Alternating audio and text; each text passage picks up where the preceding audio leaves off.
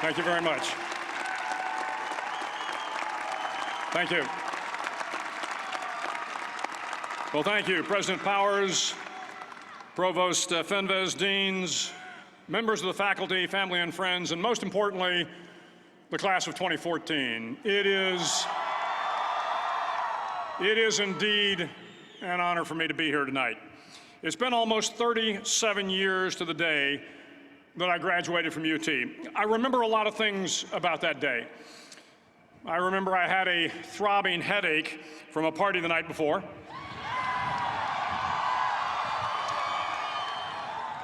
I remember I had a serious girlfriend, who I later married. That's important to remember, by the way. And I remember I was getting commissioned in the Navy that day. But of all the things I remember, I don't have a clue who the commencement speaker was, and I certainly don't remember anything they said. So acknowledging that fact, if I can't make this commencement speech memorable, I will at least try to make it short. So the university's slogan is, "What starts here changes the world." Well, I've got to admit, I kind of like it. What starts here changes the world. Tonight, there are almost 8,000 students, or there are more than 8,000 students graduated from UT.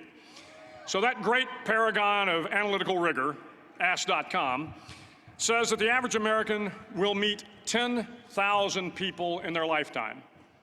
10,000 people, that's a lot of folks. But if every one of you changed the lives of just 10 people, and each one of those people changed the lives of another 10 people, and another 10, then in 5 generations, 125 years, the class of 2014 will have changed the lives of 800 million people. 800 million people. Think about it. Over twice the population of the United States. Go one more generation, and you can change the entire population of the world, 8 billion people. If you think it's hard to change the lives of 10 people, change their lives forever, you're wrong. I saw it happen every day in Iraq and Afghanistan. A young Army officer makes a decision to go left instead of right down a road in Baghdad, and the 10 soldiers with him are saved from a close-in ambush. In Kandahar province, Afghanistan, a non-commissioned officer from the female engagement team senses that something isn't right and directs the infantry platoon away from a 500-pound IED, saving the lives of a dozen soldiers. But if you think about it, not only were those soldiers saved by the decisions of one person, but their children were saved, and their children's children. Generations were saved by one decision, one person. But changing the world can happen anywhere, and anyone can do it. So what starts here can indeed change the world. But the question is, what will the world look like after you change it? Well, I'm confident that it will look much, much better. But if you'll humor this old sailor for just a moment, I have a few suggestions that may help you on your way to a better world. And while these lessons were learned during my time in the military, I can assure you that it matters not whether you ever served a day in uniform. It matters not your gender, your ethnic or religious background, your orientation, or your social status. Our struggles in this world are similar, and the lessons to overcome those struggles and to move forward, changing ourselves and changing the world around us, will apply equally to all. I've been a Navy SEAL for 36 years, but it all began when I left UT for basic SEAL training in Coronado, California. Basic SEAL training is 6 months of long, torturous runs in the soft sand, midnight swims in the cold water off San Diego, obstacle courses, unending calisthenics, days without sleep, and always being cold, wet, and miserable. It is 6 months of being constantly harassed by professionally trained warriors who seek to find the weak of mind and body and eliminate them from ever becoming a Navy SEAL. But the training also seeks to find those students who can lead in an environment of constant stress, chaos, failure, and hardships. To me, basic SEAL training was a lifetime of challenges crammed into 6 months. So here are the 10 lessons I learned from basic SEAL training that hopefully will be of value to you as you move forward in life.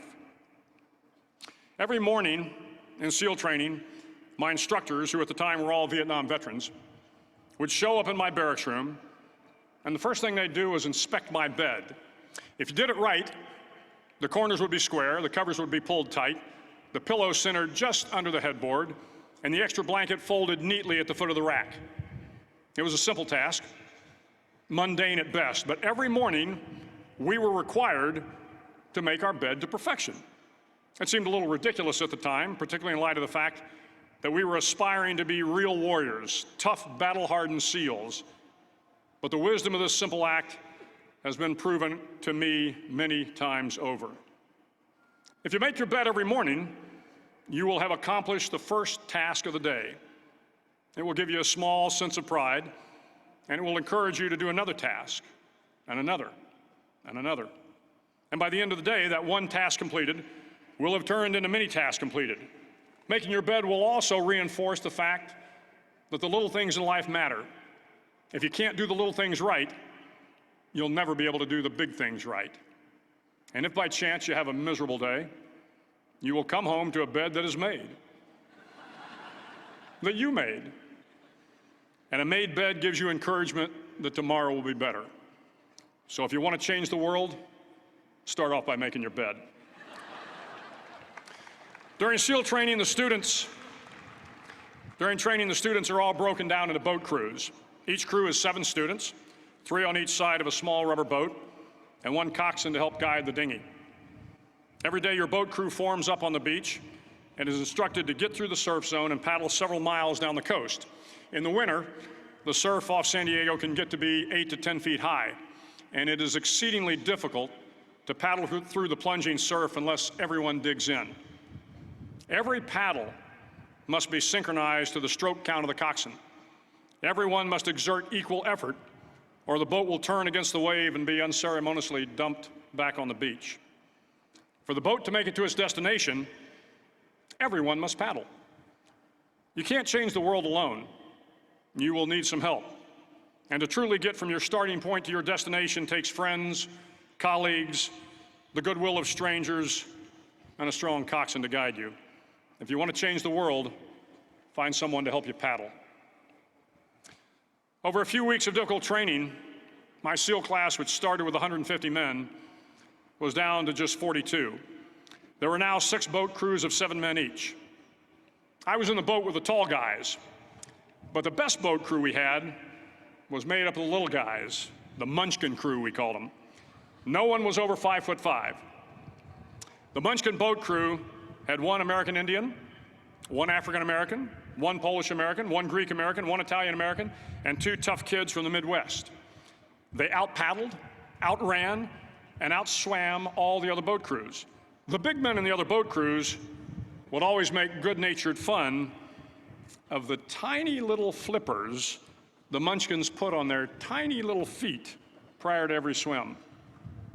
But somehow these little guys from every corner of the nation and the world always had the last laugh, swimming faster than everyone and reaching the shore long before the rest of us. SEAL training was a great equalizer. Nothing mattered but your will to succeed, not your color, not your ethnic background, not your education, not your social status. If you want to change the world, measure a person by the size of their heart, not by the size of their flippers. Several times a week, the instructors would line up the class and do a uniform inspection. It was exceptionally thorough.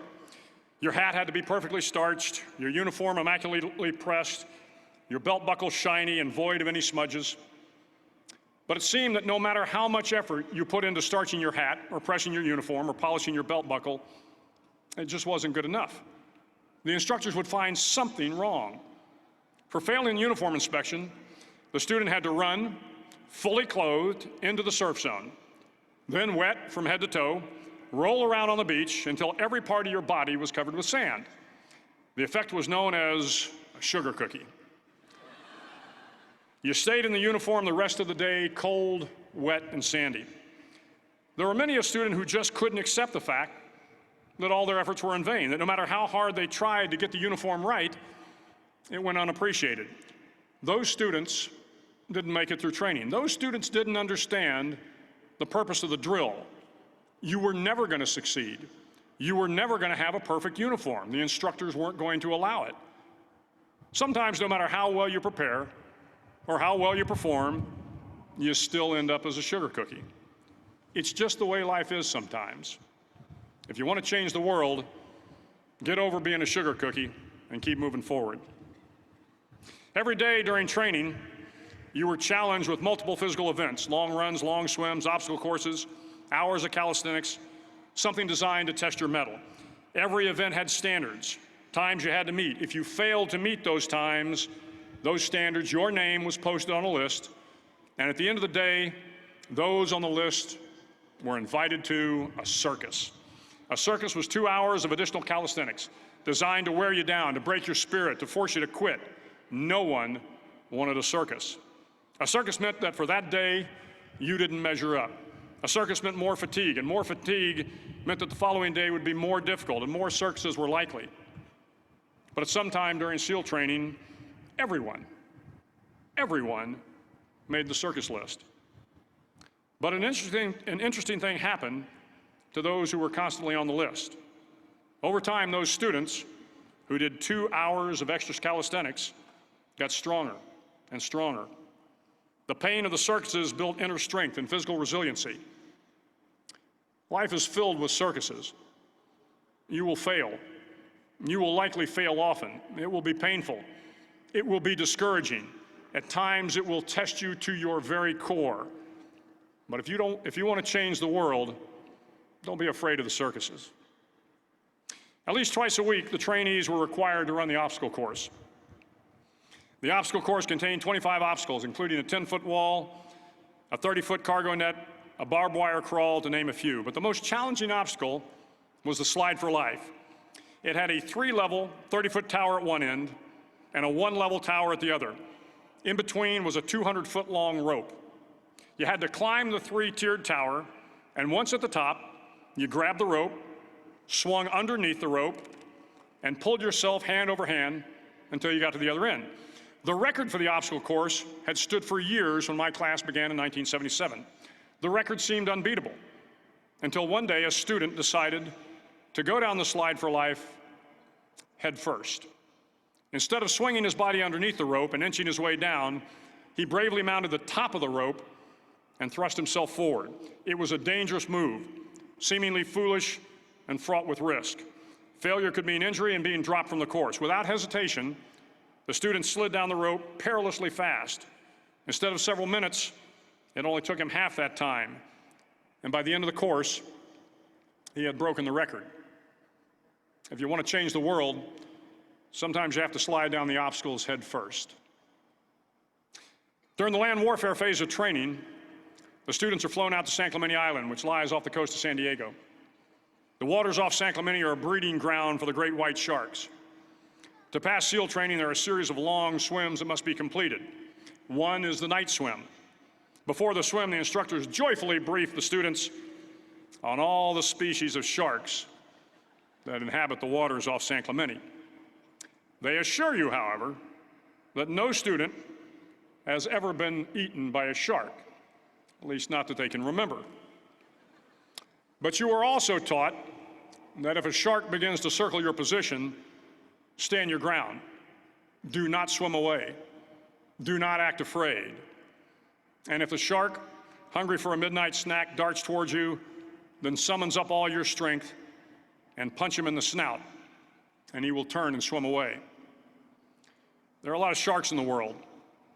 If you hope to complete the swim, you will have to deal with them. So if you want to change the world, don't back down from the sharks. As Navy SEALs, one of our jobs is to conduct underwater attacks against enemy shipping. We practice this technique extensively during training. The ship attack mission is where a pair of SEAL divers is dropped off outside an enemy harbor and then swims well over 2 miles underwater, using nothing but a depth gauge and a compass to get to the target.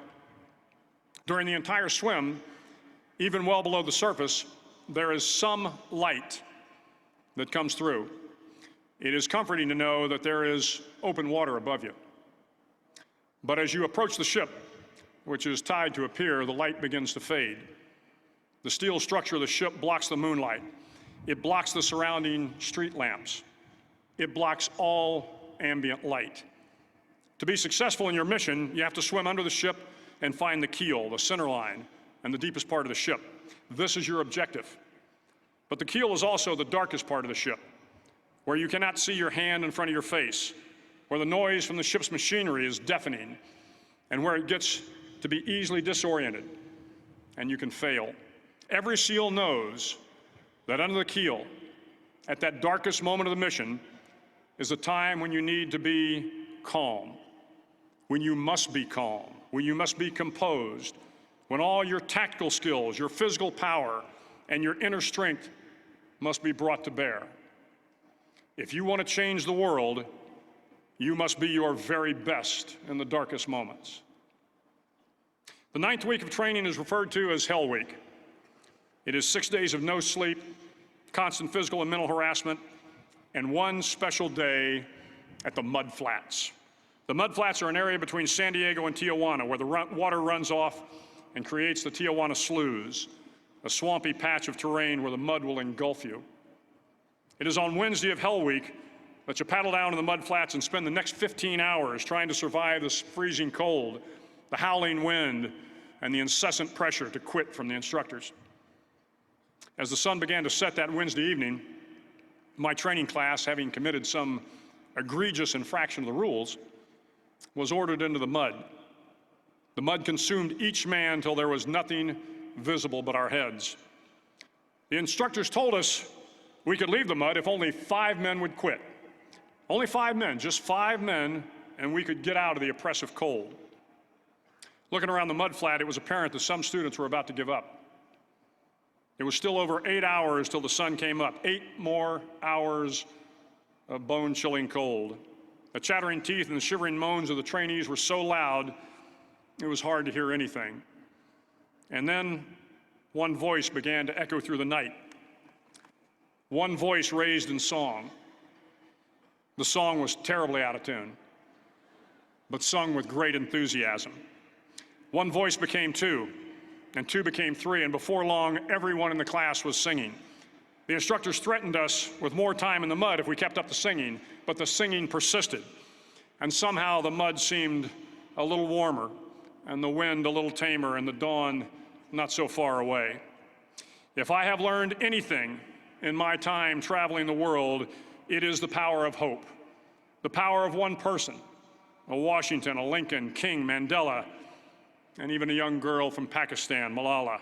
One person can change the world by giving people hope. So if you want to change the world, start singing when you're up to your neck in mud.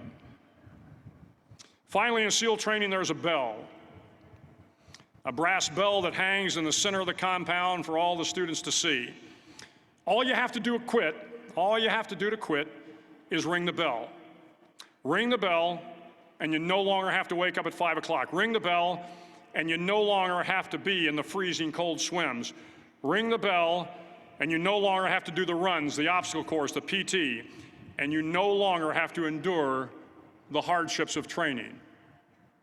All you have to do is ring the bell to get out. If you want to change the world, don't ever, ever ring the bell. To the class of 2014, you are moments away from graduating, moments away from beginning your journey through life, moments away from starting to change the world for the better. It will not be easy, but you are the class of 2014, the class that can affect the lives of 800 million people in the next century. Start each day with a task completed. Find someone to help you through life. Respect everyone. Know that life is not fair and that you will fail often. But if you take some risks, step up when the times are the toughest, face down the bullies, lift up the downtrodden, and never, ever give up. If you do these things, the next generation and the generations that follow will live in a world far better than the one we have today. And what started here will indeed have changed the world for the better. Thank you very much. Hook 'em horns.